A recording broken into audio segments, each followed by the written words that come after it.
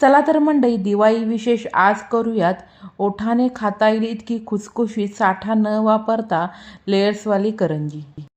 2 वाटी चाळून घेतलेला मैदा, त्याच वाटीने पाव वाटी बारीक रवा, चिमूटभर मीठ, करंजीला कलर छान येण्यासाठी 1 चमचा पिठी साखर, करंजी खुसखुशीत आणि लेयर्सवाली होण्यासाठी पोह्याच्या चमच्याने 4 चमचे कडकडीत साजूक तुपाचं मोहन, थोडे थोडे पाणी घालून चपातीपेक्षा हलकंसं घट्टसर अशी कणिक मळून 1 तास छान भिजवून घ्यावी।